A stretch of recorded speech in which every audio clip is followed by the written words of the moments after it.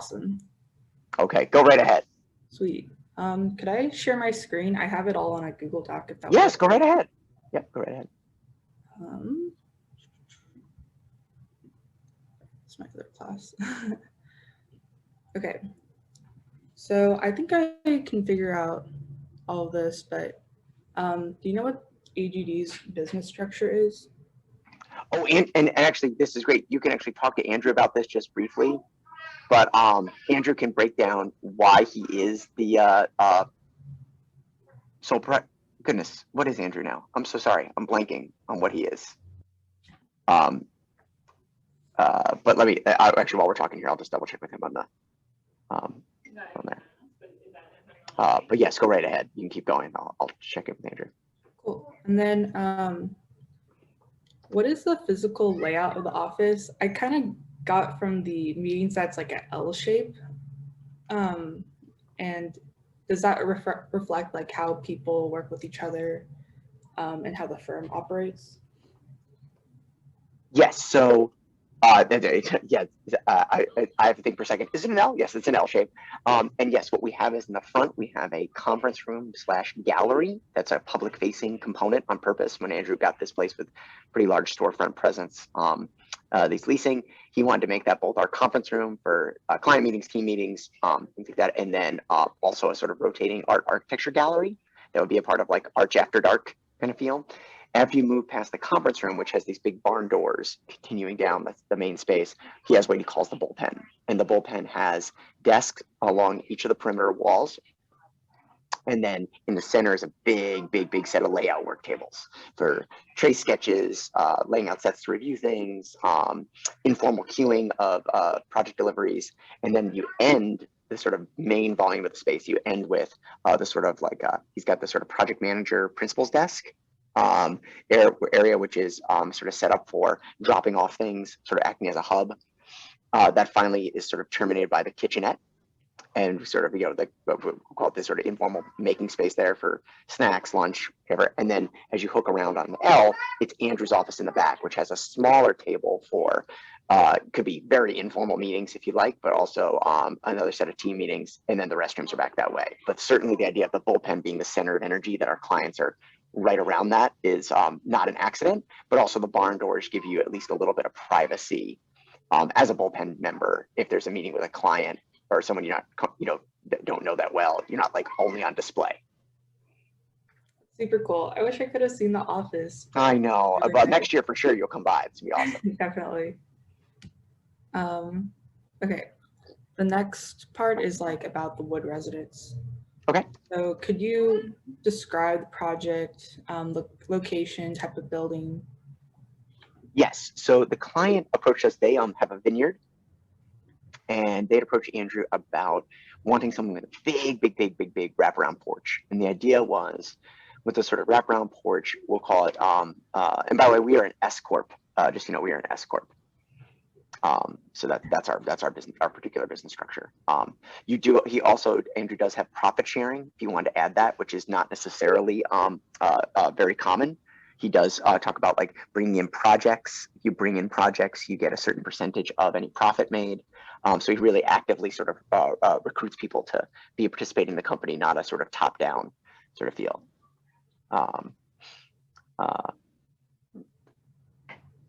And then what was I going to say? So yeah, back to the Wood residence.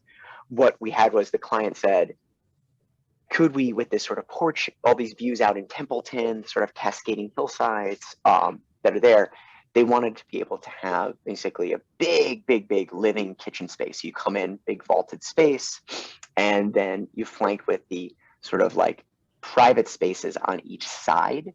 But as you can imagine, if you come through the sort of the bar, the long part of the bar, right, you enter in the long part. In that axis, you go right on through to the views, right? So you got the living space, and we had a fireplace that sort of acted as like a fulcrum between sort of maybe formal and informal living room.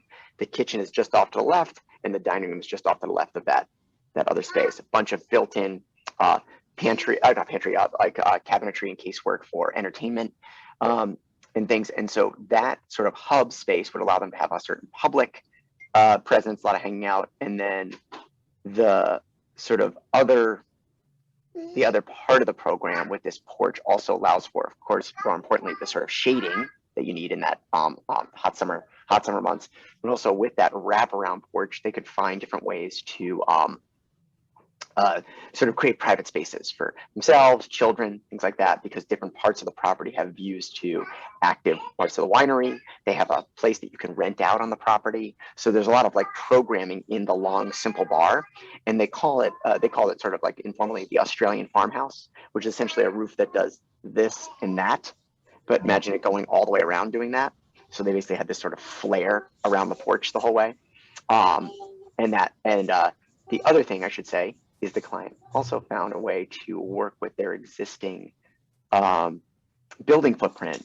And by saving one wall of the exterior, they could then rebuild without the same sort of like environmental analyses needed as a cleared site. So there was an existing home there and they renovated from that, but they held that one wall and that allowed for a much simpler permitting process than these other pieces. How did you guys get this client? Like, did they come to you or? Andrew, yes, Andrew has, to really locate that, I think for the purposes of both your report and things like that too, this makes a lot of sense for you and I as we're in school through. KGM, the contractor, you might have heard that name many times, the way they have got a wonderful working relationship with Andrew and vice versa. And so KGM, when they meet with clients and they sort of feel out people's renovations, additions, whatever, Andrew comes to mind pretty quickly. And for two reasons. One is Andrew's very professional. We're known as being able to deliver sets. We're known to be able to sort of deliver services the client needs, but also because of Andrew's sort of ability to work with various styles. He's not like known for like one thing. This kind of farmhouse aesthetic is not foreign to him. So once we started the meetings, it's basically you're sort of building in trust. So the client came with some ideas. Like I said, they mentioned this farmhouse aesthetic, but then Andrew brought a sort of like, okay, in this sort of schematic, sort of Sharpie-esque thing, help the spaces work. And then we got to play with things like the more nuanced details of like big scissor trusses, stuff like that, which might get to later in your interview. But yeah, that was a big deal. That sort of first threshold was a big deal. Was like the contractor really, once you have that relationship built in, it's a nice bit of recommendations. It's almost like Andrew has to say no. So wait, the client was, you found them through the contractor or they're part Exactly. of Yeah, exactly. Okay. The contractor brings that. So That's super cool. How did you guys get this job secured? I guess you just answered that with so I think because of Andrew's good work in the past, once you build this sort of thing, there was a lot of social capital built up with KGM and their husband, so they would be able to use each other. So Andrew's not afraid to recommend KGM to certain clients, but also KGM knows that they can count on Andrew to provide a certain permittable set and things that are ready for a client. And then KGM often does, one of the things that's also interesting about KGM here, and that's why I believe that's why Kerry Wood chose them, is they kind of get stuff done. They don't really wait for a lot of questions. So it makes construction admin different for sure. But that's a lot of the case in single family residential anyway. But yeah, they're very good at sort of just moving through things. They'll make some decisions. Sometimes it's a give and take. But yeah, when they secure a client or they have a lead on a client, they typically recommend Andrew because of that, few years prior, just a lot of that responsibility Andrew took on and the fact that they can trust him. When you guys got this project, did you like view it in a certain way? Like, was it sort of like something you had to step up to complete the project, or I don't know, had felt that something was going to be especially like difficult or promising about the project? Yeah, we had with this project, there's a big spans at points for for residential. So we did these scissor trusses that we had to study in Revit and deal with vaulting and try and figure out an aesthetic for the client to them to like with an exposed truss. We had to sort of play with the engineer, which was out of town. The engineer was not in town, so we're having to like really make sure to explain to structural what we wanted versus what he was going to do, a sort of conventional framing. But yeah, the sort of truss versus scissor truss, and by that I mean because that bottom chord slopes, you can get this nice vault, but you can still get your so I'll just draw the profile. If you have actually, let me just annotate here.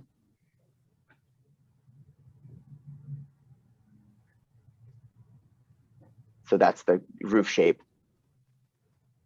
And then that's the bottom shape. And now you can still get ductwork in there, but you get the vault down here. And so that was a big deal to make sure work on. But then when that came out front to be the entry, we wanted to design a custom timber frame thing that felt like of the aesthetic of a farmhouse, but a contemporary farmhouse. And I would say that like that kind of Revit, that was the first project we did fully in Revit. In the sense, and I say fully meaning like went through design development things. And so that became a series of 3D details to look at that too, which was a really nice way to sort of prove to Andrew, like what could Revit do for him? So I actually did a series of 3D details for that truss to show its attachment and engagement to get the client to sign off and so on. So because you guys found I guess the contractor kind of came with the client, what kind of project delivery would you qualify this as? Because it's not really a design bid build or design. Is it a design build? Oh, that's a really good question. So we did it was a conventional thing where we designed a project and KGM was involved a lot of times, but I would call it not a traditional, traditional methods. It would be, we design it, they get it priced. However, KGM was aware of the set the whole way, so it was much closer to design build than design bid build, because KGM was, and you certainly can feel free to write this in your report, because of the informal relationship going on, KGM got the 70% set. They had that in their hands because they were going to build it. But they could also let the wood residents that carry wood know, hey, this is what we're seeing, and then we can continue moving forward. So nothing was a shock when they gave their price things, but it was also like, it was more of a decided, like, since the contractor was basically there the whole time, it was closer to design build. So the efficiency was definitely built in. There was no bidding. There was no second contractor. There's no third contractor. It was all about that. And that you can do that when it's a private project. It seems really nice not having to go through the bidding process. You know, Rachel, I'm really glad. I mean, for your report, feel free to put this in. I would agree with you from both the student side of it, right? And also the consumer side. However, just to give you a sort of a counter to think about, we did have a project. KGM was bidding. KGM put in about $10,000 by estimate of effort with the client doing what they did with wood. And Gales was not loyal to that. He was like, hey, you do what you got to do, but I'm going to turn. So he turned it around and he bid it out. And Form came in lower price than KGM, but also came in, not wager lower, but lower, and came in with a bunch of questions. And was there, and KGM kind of had like, well, we're here, right? We're here. And he was not impressed. So he picked Form. And so KGM essentially ate roughly about $10,000 of their own money in that early phases, helping him through certain things, almost like a scratchbacks thing. But Gales was like, no, I'm here to like price things out. He wasn't trying to get something for free. He was trying to price things out. And KGM early on was like, oh, this is our job. We're going to get this job. So again, it's easier until it wasn't, right? It's like, ooh. So I would say that Form has really impressed David Gales. So it's not like they were some cheapo. They're a wonderful firm here in town too. But it was that idea, that relationship with wood was much more clawed in, whereas Gales was always about a number. Gales had a number in his head. He was going to pay cash for his house. He wanted no mortgage ever. And so with that number driving him, therefore bidding drove him. So he wasn't afraid to bid it out, slow something down, go through. And that's the job I even mentioned to you guys a couple of months ago now, but yeah, it was when you were working here, is that this project was actually, we charged them another $4,500, I believe, in civil and architecture to make it not blue sky and go on the ground, regrade the site and set up. And that $4,500, you and I is like, whoa, $5,000, right? He saved about $150,000 in construction costs going to sticks only. So you tell me, right, when you're done with 145K clearing, it's totally worth it, right? But to me, my pea brain says, oh my goodness, this change is a problem. Does that make sense? Yeah, it sounds pretty tricky. Well, and that's why I think with Andrew. Oh, here comes Hudson. Jen's going to the faculty meeting. So. Yeah, you're going to see mommy in just a sec. Don't worry. Yeah, she's got to go present in her meeting. Okay. That's Rachel. Do you see Rachel? Hi, Hudson. Can you say hi?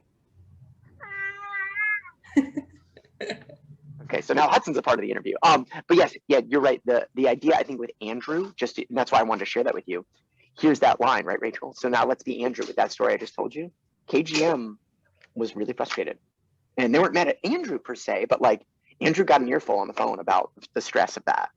And so that's where the $10,000 number came in. So it's certainly a two-way street. A lot of times really productive, but then that thing happened with Gales, and it's like, oh, that wasn't the Wood residents, and oh, they're mad. Not again, not at us, but they're mad. So now Andrew's being really cautious due to the most recent thing. You probably noticed there is a news story, not about it seems like, right? But with interest rates being low, everybody's refinancing who has the money in their home to get the lower interest rate. Everybody is building if they can, right? Because everything's so cheap in that sense. Like to borrow money is cheap right now. You have to have money to borrow money, but you know what I'm getting at. This is creating a lot of build glut, boom, lots of people building. Well, if you're not careful, right, KGM becomes, I don't want to say lazy, I'll just say lazy to you and I, but lazy, like, oh, it's Andrew Goodman Design, we're going to get that job. It's like, ooh. So now Andrew has these 3 or 4 other contractors that he really trusts, that he wants to kind of keep, not everybody honest, keep a client, keep his job, as he said, is to serve the client. And the client has never been in these jobs KGM. KGM's been the contractor. We have done spec homes or homes for KGM family members where they've been the client, but still that's a personal. So it's really about Andrew knowing my job is to have the client's best interest. But yeah, I really appreciate that question you asked, because that's all I wanted to tease it out from the report side of things. You could actually say, like, this is complicated. Like the Wood residence is a great case study in this, because if I didn't have Gales, I would tell you the only thing I've experienced is exactly what you said. But at least I can give you now, not the counter, but like I said, like, oh, this is why we have to ask who we're serving. And we were not working for the contractor. We seem to be working nice and healthy in tandem with the contractor. But remember, Bri, I'm working for Kerry Wood. So what did your fees come out to? Like, what were they based on for the our fees? Yeah, our fees were an hourly, not to exceed during schematic design. And you're catching, this is, I think this is really going to be helpful for your report, Rachel, because you're catching the firm at this awesome time. So Wood residence is one thing where we are. Okay, so design hourly not to exceed, to make, not that you don't understand that, I'm saying, but let's play it out. We're going to do for Kerry 2 to 3 schemes. Andrew says in the contract, we'll do 2 to 3 schemes for you. They might not be wildly different, but they'll be schemes. These things will have scale, but they'll be mostly walls are 1 Sharpie thick, right? Okay. Her husband, they kind of bless this. We move a little bit further forward. Okay, now we start thinking about elevation and massing. Maybe SketchUp comes into play. So we might call it to you and I, AutoCAD 2D and SketchUp to start with this, right? Quicker lines, we can stretch things around, but maybe you still go over trace in the end. Maybe you still even hand off trace. Okay, now, once you kind of bake it in that sort of hour that you get the blessing, Andrew, as of like this week, wants to put in our contracts, okay, client, you've approved this. Any changes as I go contact consultants and I move this thing into Revit are going to be additional services. You can't just change a wall willy-nilly in this way. Okay. Oh no, Hudson, not too many yogis. A lot of yogis. Okay. Do you want any more? I want. Okay. So Rachel, then. Yeah, you keep that back for a sec. Okay. So now he wants to say, if you move anything, I got to talk to my consultants. I got to talk to my firm. I go through, because if you start moving stuff in Revit, duct chase, and what just happened, why I bring this up is, although a commercial job, you can imagine it's a residential. Andrew just got not yelled at, but critiqued by a client who said, hey, I didn't know we had drop ceilings. I didn't want those in the yoga studio. And it's like, oh, you want open ceilings? Well, mechanical came back and said, okay, that's a $1,200 change because I got to change all the ductwork to being open duct vent, right? Instead of in the ceiling. Well, who's eating that $1,200? Andrew's like, look, the permitted set had drop ceilings, but clients can't read that. Not every client, most clients can't read that drawing. So he wants to say now, he wants to have a 1-pager, something short, something not legally, something that says, as you've blessed this, anything afterwards is additional service. You know, barring a permit comment if it wasn't permittable, but again, this was permitted in that way. So now if you look at our workflow for the Wood residents, it went exactly like it should. Hourly not to exceed. They blessed one of the schemes. I drew it into design development, Mark Cook, just like you and I have done. We then gave them that 50% package. They blessed that package, and things that were left on the table a bit were the exposed truss in the front. That's not really structural. It's there. It holds itself up. You know what I'm getting at. It's not the key to the shear of the building. That came about later. There was, however, one change. And I believe Andrew sort of like called it a quick change, so he didn't bill for this, but it wasn't our fault. There's a tree. I told you about that old wall, the house we saved. There's a tree within 8 feet of that. And if you do a wraparound porch at 6 feet deep, you're killing that tree. So they're not allowed to. Not allowed to kill that tree, because that's actually saying, you said you saved that wall, you can't just kill that tree. That's an existing thing. Even in this Templeton landscape, it's seen as like, okay, so what are you going to do? You're going to re-permit the project and say, I can kill this tree? What they did was they chopped off both ends of the porch. So we actually designed a bracket detail, and now it's an open gable. So it looks like this, and I'll just draw it. Instead of, there's the volume of the house. There's that main cut through. And here's this wraparound porch. Now they lopped off this end and then the end with the tree. So now in elevation,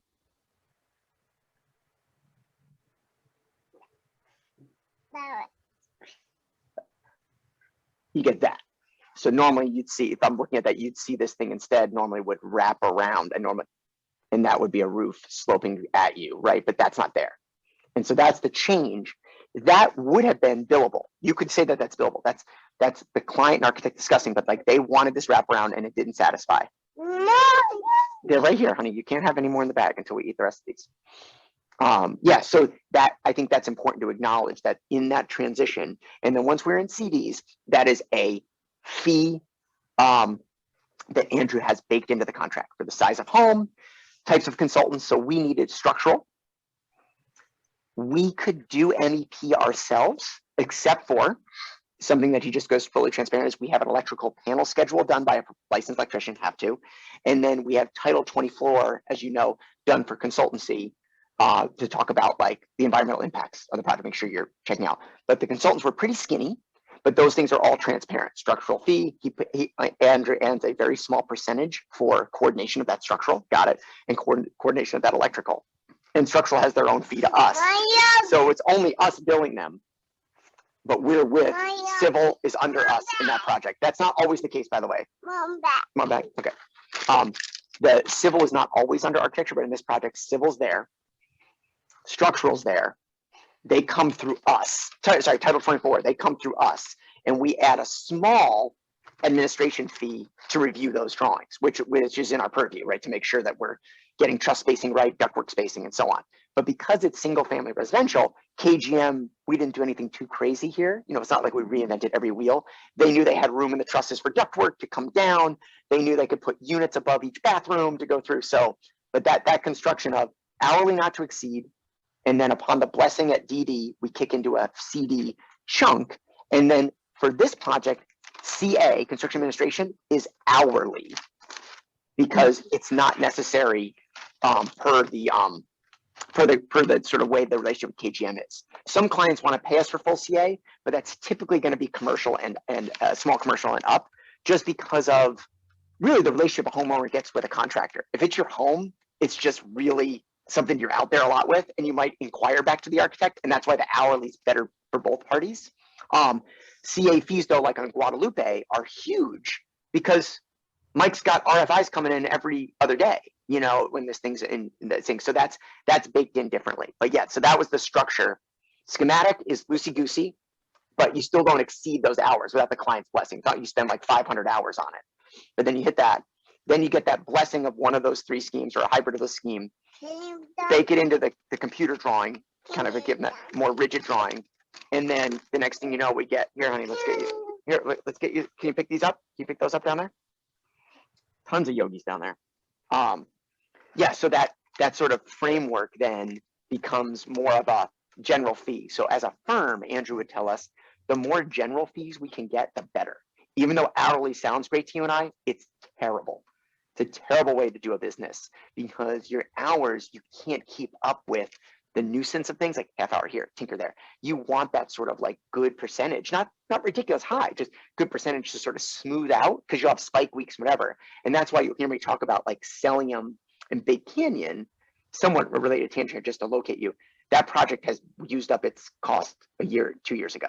I'm not saying been working on it for 2 years since, but they burned through that stuff. And so Andrew has adjusted his contract appropriately to make sure that doesn't just not get built. You know, these clients are moving walls around during CDs with structural, and everybody's billing us still. And Andrew's like, I got to get money for this. This is crazy, you know. So because the contractor and the client had a relationship, did that kind of change the hierarchy of, I guess, the like the hierarchy of everyone talking through the architect to the owner, I guess, which is how it usually is? Yeah, this is awesome that I think you hit it right on. And the simple answer